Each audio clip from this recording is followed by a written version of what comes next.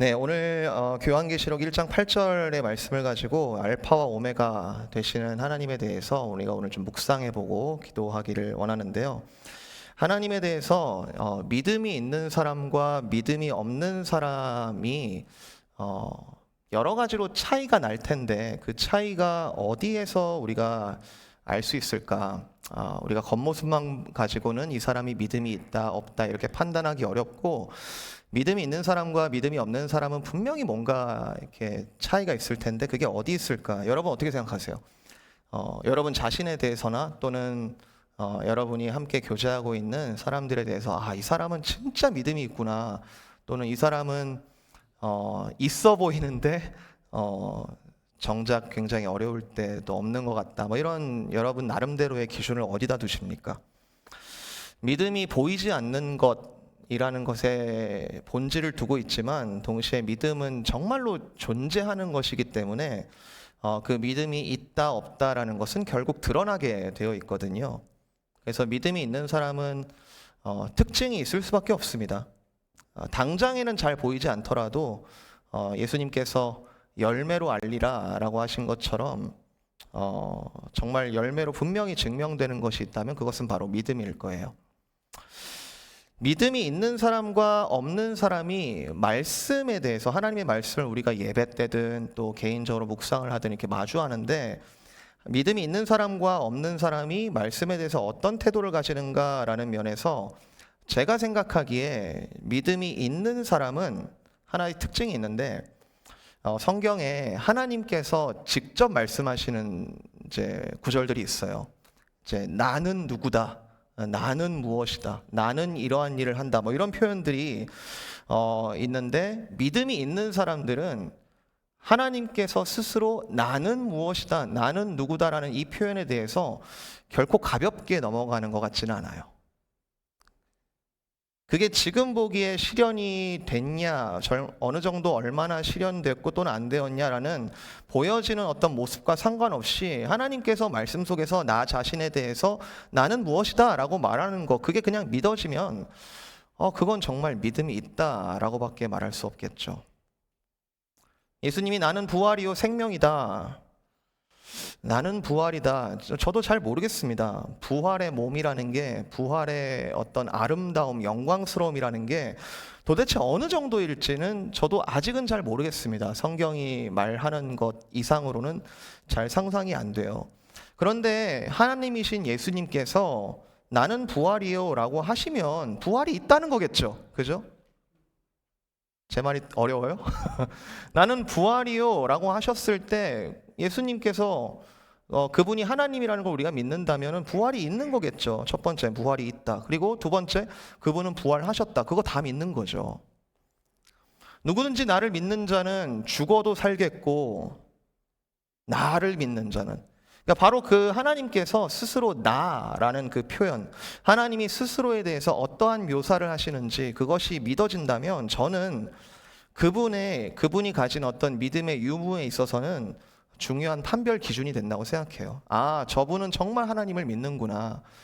저분은 믿으려고 애를 쓰는 분들도 계시겠지만 조금 더 믿고 싶어 하는구나, 아니면 아직 잘 안 믿어지는구나. 굉장히 중요한 판별 기준이 된다고 생각합니다. 계시록 1장 8절에 주 하나님이 이르시되 나는 알파와 오메가라.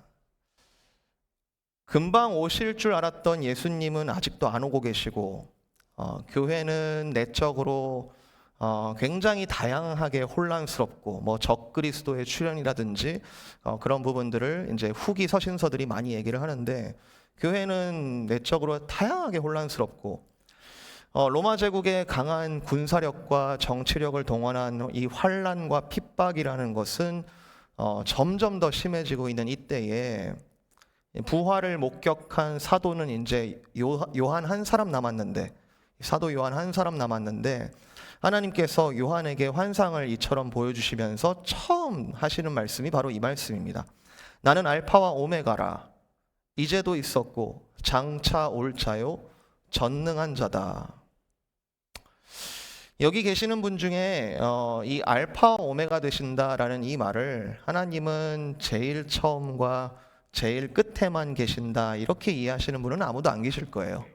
알파와 오메가다. 이 말씀은 알파와 오메가 그걸 어느 시점으로 상정할 수 있는지는 모르겠지만 그때부터 여기 끝까지 항상 계셨다, 계시지 않은 적이 없다라는 뜻이거든요. 알파와 오메가다라는 표현은.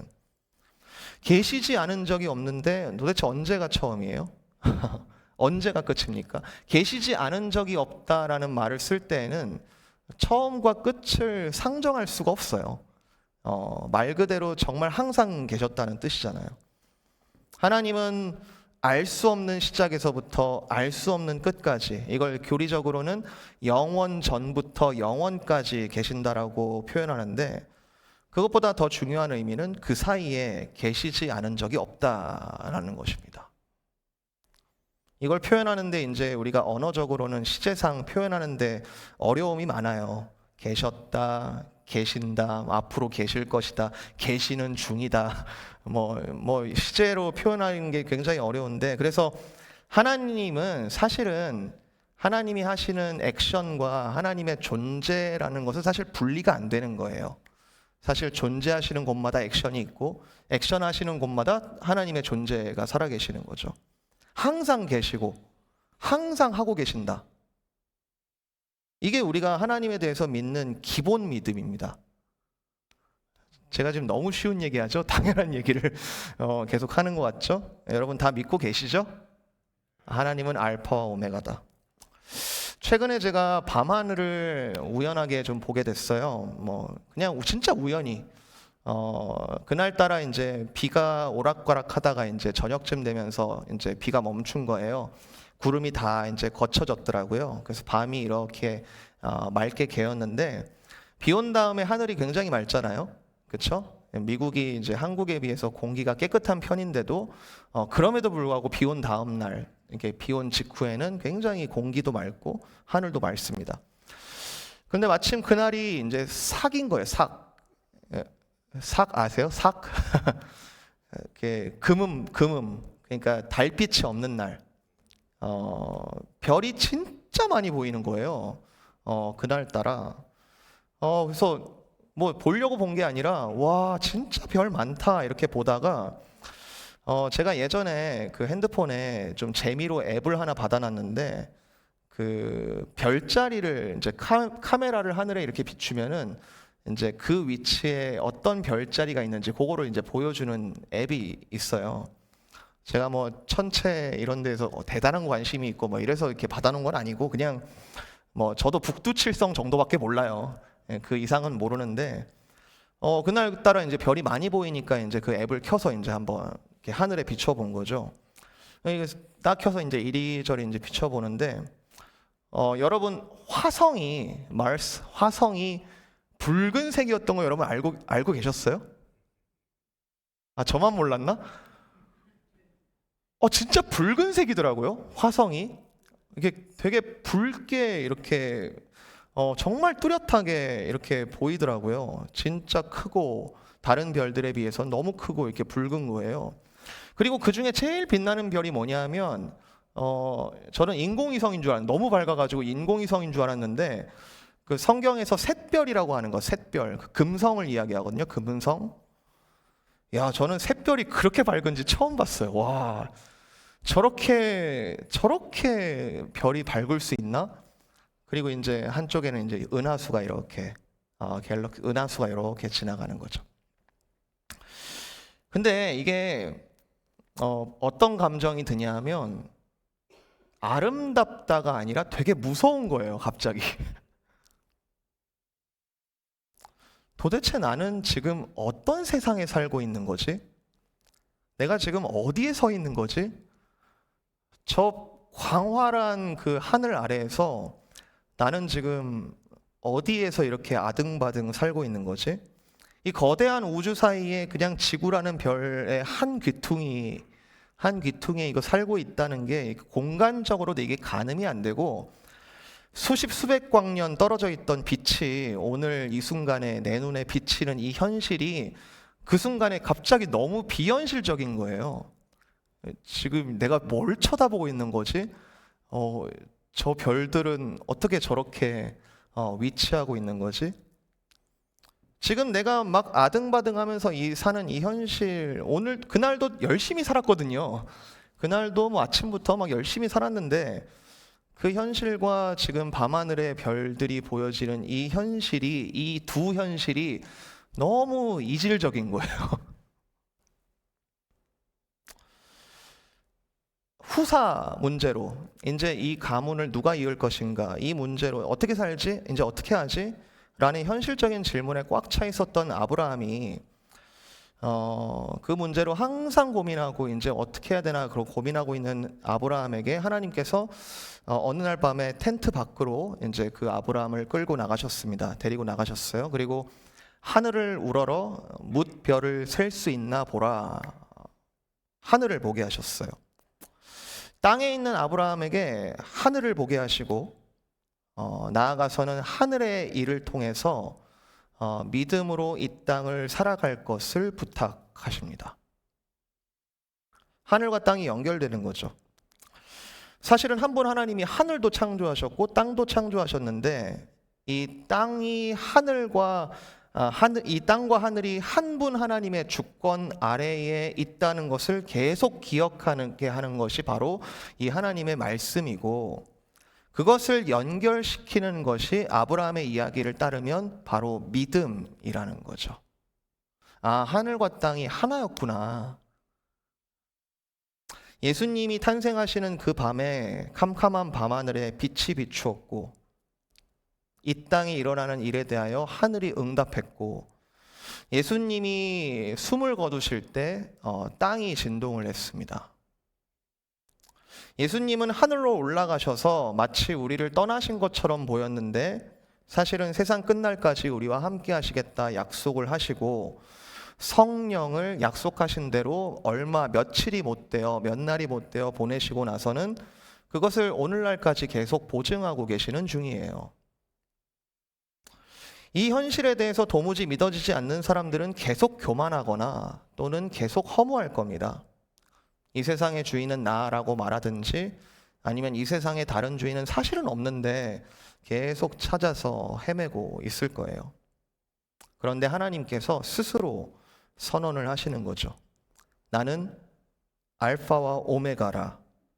이제도 있고 전에도 있었고 장차 올 자요 전능한 자다. 바울의 눈에서 비늘 같은 것이 떨어져 비로소 진짜 현실을 보게 되면 첫 번째 바울이 느끼는 반응이 무엇이었을까? 굉장히 거대한 현실을 마주하고 두려웠을 거예요. 무서웠을 거예요. 그리고는 앞으로의 바울의 삶의 세계관이 완전히 바뀔 거예요. 앞으로 그가 하는 말들, 그가 하는 행동들, 그가 하는 가치관, 생각들이 완전히 바뀌어버릴 거예요. 자녀들은 예언을 하고 청년들은 환상을 보고 아비들은 계속 꿈을 꾸게 되는, 진짜 현실을 마주하면 두렵고 떨리는 마음으로 모든 것이 변하는 그런 일들이 일어났고, 그리고 성경에서 계속해서 그것을 증거하고 있습니다. 사랑하는 성도 여러분, 여러분의 현실은 어떤 믿음 위에 서 있으십니까? 언제 날아갈지 모르는 모래 위에 서 있는 것처럼 느껴지시나요? 요즘 뉴스들을 보면 이 세상이 마치 모래 위에 지어진 것 같이 보여요. 끊임없이 흔들고 있고, 끊임없이 걱정하게 만들고, 끊임없이 뭔가 불안하게 만드는 뉴스들이 계속 양산되고 있습니다. 그런데 오늘 말씀에 비추어 볼 때 사실 우리는 그리스도라는 반석, solid rock, 반석, 흔들리지 않는 단단한 돌 위에, 영원히 계시는 반석 위에 서 있음을 여러분은 정말로 알고 믿고 계시는지요? 오늘 이 짧은 이 한 구절이 저와 여러분에게 주는 첫 번째 위로는 영원한 안전이에요. 영원한 안전. 끊임없이 내가 얼마나 이루었지, 내가 얼마나 준비했지, 내가 얼마나 가졌지로부터 오는 안전이 아니고 하나님이 어떤 분이신가에서부터 오는 차원의 그런 영원한, 완전 차원이 다른 그런 안전을 얘기하고 있습니다. 얼마나 더 채워지면 여러분 만족하시겠어요? 얼마나 더 단단한 데 서 있는 것처럼 느껴지셔야 여러분 만족하시겠습니까? 얼마나 더 올라가야만 여러분 평안하시겠어요? 어떤 문제가 풀려야 비로소 하나님을 믿으시겠습니까? 구약에는 50년마다 희년이 오죠. 그 50년이 짧은 시간이 아니에요. 굉장히 한 인생이라고 얘기할 수 있을 만큼의 긴 시간인데 그 50년 안에 별의별 일들이 다 일어났을 것이고 대체적으로 그 50년 동안은 이 땅의 죄악으로 말미암아 망가지고 깨지고 흩어지고 결박되고 아픈 일들이 더 많았을 거라는 생각이 듭니다. 인간의 선한 양심 그리고 사랑을 주셔서 부분 50년 안에 아름다운 일들이 또 부분적으로 회복되는 일들도 있었겠지만 그러나 그 어떠한 것도 50년이 차기까지는 하나님께서 개입하셔서 하나님의 방법대로 하나님의 원리대로 회복시키시는 그 안전에는 비교가 안 되죠. 사회를 리셋한다는 게 얼마나 거대한 일입니까? 그리고 희년이 되어야만 하나님의 엄중한 율법의 약속이 작동하는 그날이 되어야만 누릴 수 있는 회복과 안전이 있는 것이죠. 그런데 예수님이 이 땅에 우리 가운데 오셨다라는 뜻은 희년의 주인으로서 내가 안식일의 주인이다라는 것을 확장해 보면 희년의 주인이신데 희년의 주인으로서 희년을 50년마다밖에 안 오는 그 희년을 영원한 현재로 끌고 들어오신 분이시죠. 복음은 이 거대함을 아는 거예요. 도대체 내가 지금 어느 시간대에 살고 있는가? 내가 지금 어떤 믿음 안에 살고 있는가? 복음은 그 거대함을 가늠해 보는 거예요. 오늘도 우리가 이따 기도할 텐데 모든 환우들과 어려움 당한 이들을 위해서 우리가 믿음으로 기도할 수 있는 근원적인 이유가 어디에 있습니까? 알파와 오메가 되시는 하나님이 그분들의 또 우리의 주인 되심이 굳게 믿어지니까 우리가 기도할 수 있는 거죠. 목회자가 신방을 가서 하는 주로 하는 일은 하늘과 땅을 연결하는 일이에요. 그 정말 아픈 현실 가운데, 정말 답답한 현실 가운데 영원하신 하나님을 그 성도님의 현실 가운데 선포하는 일, 그 일을 합니다. 그 안에서 정말 이겨낼 힘을 진짜로 얻기도 하고 성령께서 주시는 힘이겠죠. 그리고 다른 데서 그동안 찾지 못했던 마음의 위로를 얻기도 하고 그리고 심지어 그 연약한 성도님들께서 오히려 위로의 사도, 인내의 사도 그리고 소망의 사도가 되는 일들이 막 일어나더라고요. 이게 어떻게 가능한가? 오늘도 여전히 알파와 오메가 되시는 그 하나님께서 당신의 자리를 떠나지 않으셨기 때문에 여전히 일어나고 있는 일들이다. 그분은 어떠한 상황 가운데서도 그를 믿는 자들의 영원한 안전이 되신다. 여러분 믿으십니까? 이미 믿고 계시는데 제가 또 계속 확인하는지 잘 모르겠네요. 정말 알파와 오메가 되신 하나님이 우리의 영원한 안전이 되신다. 자, 두 번째, 한 가지만 더. 두 번째, 이 말씀이 주는 첫 번째 의미가 있다면 영원한 안전이 되신다라는 부분인데 또 하나의 도전은 알파와 오메가 되시는 그 하나님이 우리 가운데 믿어지게 될 때 우리는 시각과 세계관이 바뀔 수밖에 없습니다. 바뀌어질 수밖에 없어요. 어른이 된 우리들도 여전히 마찬가지지만 우리 아이들에게 가장 먼저 필요한 것은 이 세상을 어떻게 살아갈지에 대한 기술이나 요령이 아니라 이 세계의 주인이 누구인가라는 경험적인 인식이 가장 필요한 거죠. AI가 어디까지 어떻게 발전할지 많은 두려움으로 뉴스들이 양산되고 있는데 그 AI조차 하나님의 주권 아래 있다는 거 여러분 믿으십니까? 잘 안 믿어져요? 그런 뉴스들이 막 생기죠. 신은 죽었다. 옛날에 니체가 한 얘기가 지금 이제 현실적으로 그렇게 보여지고 있나라는 생각이 들 정도인데 그러나 그럼에도 불구하고 그 기술을 허락하신 분도 알파와 오메가 되시는 하나님이라는 것을 여러분은 인정하고 계시는지요? 부모의 믿음 없음과 낙심을 본다면 아이들은 혼란스러울 겁니다. 우리 부모님도 저렇게 혼란스러워하는구나. 저렇게 모래 위에 애를 쓰며 아등바등 살아가고 있구나. 그런데 부모가 견지하고 있는 그 믿음, 우리 하나님의 선을 넘어가는 것은 아무것도 없어 라는 그 믿음 안에서 부모에게 주신 은혜, 그 은혜들을 마음껏 누리며 마땅한 응답을 드리며 성령의 열매들을 보면 아이들은 정말로 인정하게 될 거예요. 아, 진짜구나. 이 말씀이 진짜였구나. 정말 하나님은 아브라함의 하나님, 이삭의 하나님, 야곱의 하나님, 정말 세대와 세대를 이어서 언약에 신실하신 하나님이 지금도 여전히 우리의 주권자 되시는구나. 아이들은 인정할 겁니다. 많은 미디어가 양산되고 있고 정말 포스트 모더니즘 시대에 몇 개의 메이저 방송사들의 이렇게 독점하는 것이 아니라 정말 누구나 컨텐츠들을 만들어내는 이 시대 가운데 미디어라는 것은 세계관 싸움이고 철학적인 싸움이죠. 그 안에서 치열한 변증적인 싸움이 일어나고 있음에도 불구하고 그럼에도 불구하고 그 디지털 세계 또한 그 모든 문화의 주인은 하나님, 알파와 오메가 되시는 하나님이에요. 이게 확실하지 않으면 종교는 계속 땅 따먹기일 거예요. 누가 어떠한 힘을 얼마나 크게 갖느냐. 선악을 구별하는 일도 인간끼리의 어떤 가치 기준이 계속 달라서 계속 아우성 칠 거예요. 내가 맞아, 네가 맞아. 그런데 진짜 안식을 주는 선함, 진짜 복이 되는 그 선함, 그리고 진짜 사망을 가져오는 그 악에 대한 구별은 어제도 계시고 오늘도 계시고 영원히 계시는 한결같으신 하나님 안에서만 확인되어야 되는 거죠. 하나님을 믿는 것이 너무 단순한 거 아니야? 라고 표현하면 많은 어폐가 있는데 하나님을 믿는다는 것은 혼란스럽지 않고 분명함을 주십니다. 왜냐하면 하나님이 변하시지 않기 때문에.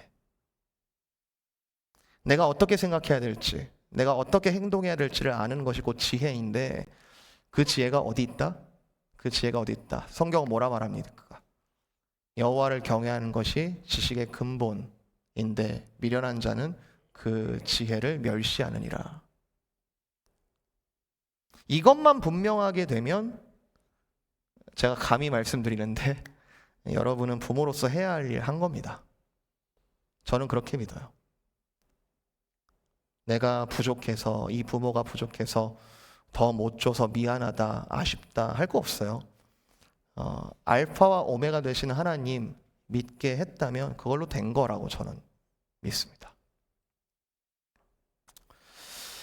오늘 제가 이 설교를 준비하는데 좀 다른 의미에서 되게 어렵더라고요. 사실 본문이 길면은 할 말도 많고 또 그럴 수도 있고 더 분명하게 맥락에 대해서 설명도 드리고 선언할 수 있겠지만 오늘 이 한 절에 담겨 있는 이 하나님의 크기라는 게 도저히 가늠이 안 돼서 저도 너무 어렵더라고요. 이쪽에서 봐도 새롭고 이쪽에서 봐도 할 말이 많고 이쪽에서 봐도 할 말이 많고 이쪽에서 하나님을 봐도 엄청 거대하고 이 거대한 하나님의 알파와 오메가 되심을 제가 어떻게 30분 안에 전달을 하겠습니까? 그런데 하나님이 이 거대하시다라는 것 때문에 우리는 하나님을 알아가는 것이 매번 새롭고 하나님께 기도하는 일도 사실은 매번 새로울 수 있는 걸 거예요. 제가 참 나쁜 습관인데 제 성향이 좀 그래서 그런 거라고 생각이 드는데 기도가 제가 잘 안 될 때는 어떠한 현상이 있냐면 그 문제에 대한 해결 방안을 하나님과 상관없이 막 준비해요. 이렇게 옵션 1, 옵션 2, 옵션 3 막 준비를 해가지고 어느 정도 이제 이렇게 뭔가 솔루션이 보일 법하다 그때 되면 이제 그걸 가지고 하나님께 기도하는 거죠. 하나님 1번입니까? 2번입니까? 3번입니까? 그런 노력에 대해서 하나님께서 그래도 네가 날 의지하는구나 하면서 이렇게 따뜻하게 바라보실지는 모르겠지만 사실 그 전에 먼저 제 안에 알파와 오메가 되시는 하나님을 내가 인정하고 있는가 순서가 좀 바뀌었다라는 생각이 많이 들 때가 있어요.